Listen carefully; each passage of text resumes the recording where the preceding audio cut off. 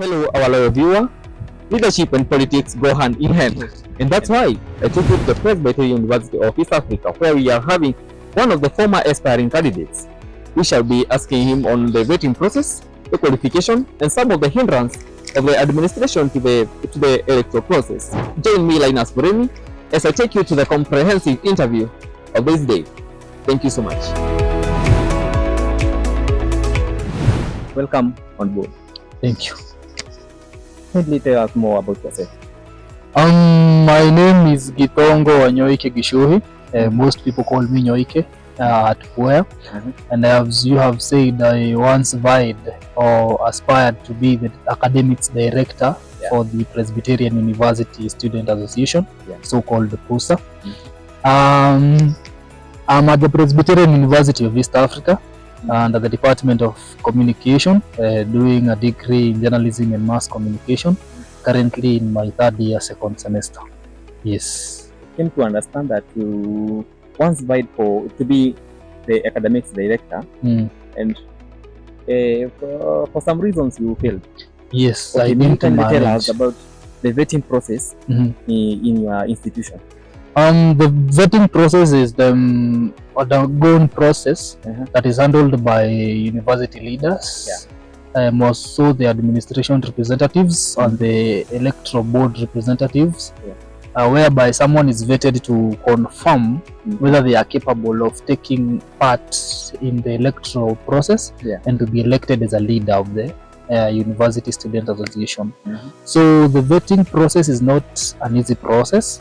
It's more or less an interview, like a job interview, whereby you face a panel of more than 10 people and you have to answer their questions and maybe suit their expectations so as they can allow you to proceed with your campaigns. So there you will be asked questions regarding the post you want to vie for, and they'll test your credibility and your capability to hold the office. And what are the kind of questions that are asked by the panelists? For my case, under the Academics and Students Welfare Director post, I had questions to do with the academics, specifically to do with the academics. One of the questions I was asked is the flow of semesters from the first to the last. What informs the calendar of events. Something else they questioned and they were very much interested to know and to understand is how it would help the students to avoid exam irregularities or malpractices, like having more Kenyans in the exam rooms, fonts and other things. So those are the kind of questions I was asked as an academic aspirant. But for the other posts, they had different questions suiting their positions. Okay. And how is the administration a hindrance to the candidate, and your view on the admin on how it should act? Talking of hindrances, I want to believe you mean how they act like an obstacle to the entire process. First and foremost, in our institution, we have a very strict dean who believes that students should act accordingly. As part of the administration, I think they act as hindrances under several parts, whereby from the vetting, they bring in rules and regulations that shouldn't be considered in a university. For example, you can see very well I'm heavily bearded, but to be allowed to vie for a post in the association, I was forced to shave my beard so as to qualify. That is something that shouldn't be very much looked into. Again, by them bringing in their interests in the leadership, kind of disqualifies or limits the students to air out their grievances or what they would like to be led or how they would like to be led, because mostly what I hear from those who qualify, they are subjected to with guidelines on how to do their leadership, which I believe must be a hindrance to the operations, because you can't do something without maybe going through the proper channels or chain of command to be given permissions to proceed. I believe some of them, I personally would maybe have gone against them with valid reasons to defend my against of the rules set guide me as a leader. Yeah. And if I may ask, is a relationships a factor during the vetting process? Yes, it is, and that is one of the administrationship hindrance. Why? We are grown-ups. A university is a high level education learning institution whereby we have more than 98% of the population being over 18. Yeah. You get? We are very young. Being young means we are exploring life. If we are exploring life, it means we are going through the stages of life, whereby dating is one of the stages in life. If I have a girlfriend, or if a girl has a boyfriend, and they have leadership qualities, I don't see the reason as to why the leadership quality should be affected by a relationship. I tend to differ because our leaders in the country are married. You know, our president has a wife, the deputy president has a wife. Even our lowest leaders, the last post of the constitutional leaders, the ward representatives, member of county assemblies, the MCAs, they are married. And I don't see how their relationships affect the leadership qualities or the leadership work that they are supposed to do for the subjects they are leading. So I don't think it should be considered.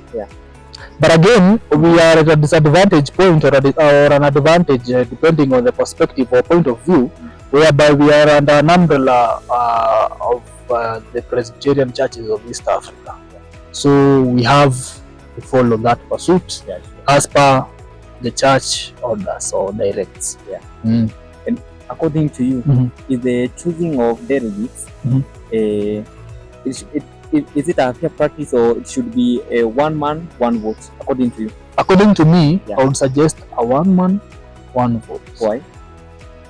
The delegates are selected by the departments to be representatives, but they must be biased in a way. Get? If, like, I choose you to represent your media house, you go and do some voting. If you be biased to that voting, I'll depend on you to do the voting. I don't see the credibility of delegacy in the voting process, because I don't believe, or I don't even think they usually go back to the students to ask, who do you want us to vote for? For instance, in our communication department, we held 3 delegates, a first year, a second year, and a third year. I didn't see anywhere where the third year came back to the students now and asked, now who do you feel we should select or vote in for this certain position? So they do their own judgmental voting. They must be biased in a way which acts as a disadvantage to either party, whether the leaders or the students. But now, now that politics bringing some other disadvantages like strikes and demonstrations, we have to work with the delegacy and delegating certain people so as to be controllable. I don't support it, but it has to be that way. And I understand that there is a electoral commission during the during the electoral process.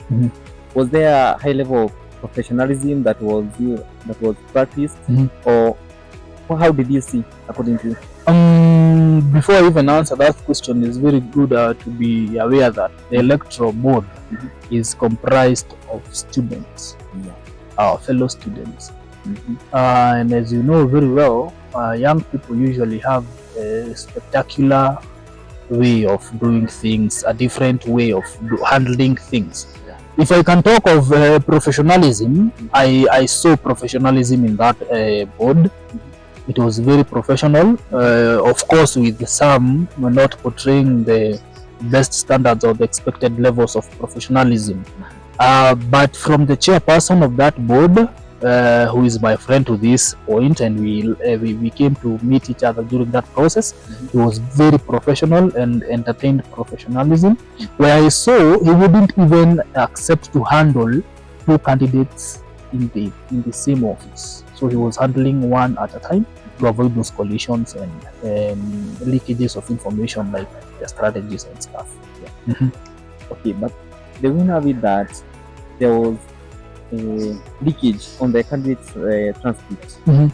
How does that relate to the professionalism in the electoral process? As I have said, the electoral board members or leaders are students like we are.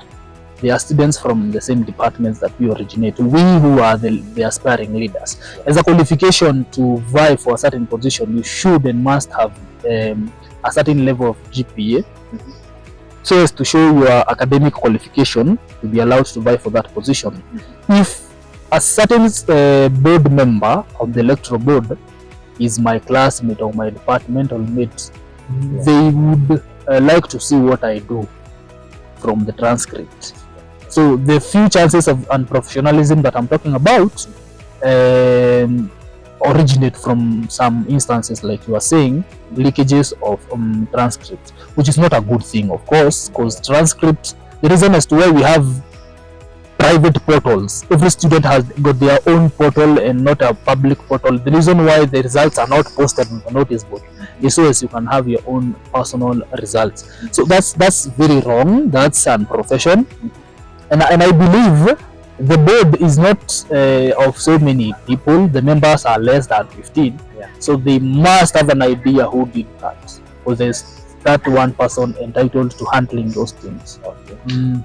Okay, during the vetting process, was there any leakage for the questions that were asked, or the questions were confidential? The vetting process? Yeah. In the vetting process, the questions are just made in the board. The panel that you're facing, they sit down before they handle a certain post, they formulate questions, you get in, you'll be asked your questions. After your post is done with, they formulate other questions for the next post. What about the questions that were asked during the debate? The debate? Yeah.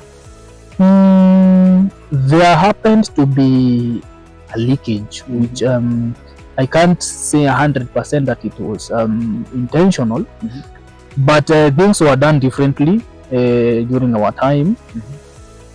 A Google form link was formed, or rather created, and circulated within the school via the WhatsApp groups of each department for the students to write or send the questions they would like the leaders to be asked. So this link must have been accessible to several students. So these students could as well as leak the information to their favorite leaders or those whom they supported. It might have happened. There is a very high chance that it happened, but not that I am very sure of. Okay, and what's your conclusion on the whole election process? To conclude on how the process was handled, myself being part of it and on the handling process, I would say it's not a bad process, although there are some glitches here and there, some gaps that need to be filled, such as disadvantaging the first years and the fourth years. For you to vie for any post under PUSA, you must be a member of PUSA for more than 1 year, meaning you should be registered for more than 1 year. That disqualifies the first years. For you to vie for any post, you must be valid in the school, such that when the time for the next election comes, you will be a student still to pass on the office to the successor. You get? So that also disqualifies the fourth year. Because if you'll be elected in as a 4.1, it means you only have like 6 months to be in the school, and elections happens like after a year. So you won't be there to pass on the office to your successor. But I think if some bits can be looked into here and there, it's a 75%. So the 25% is part of human error, and some games that need to be upped a little bit. Yep. Okay, thank you so much, Mr. Nyoike. We shall call you for more information. I'll appreciate. Thank you for having me. Okay, Asante.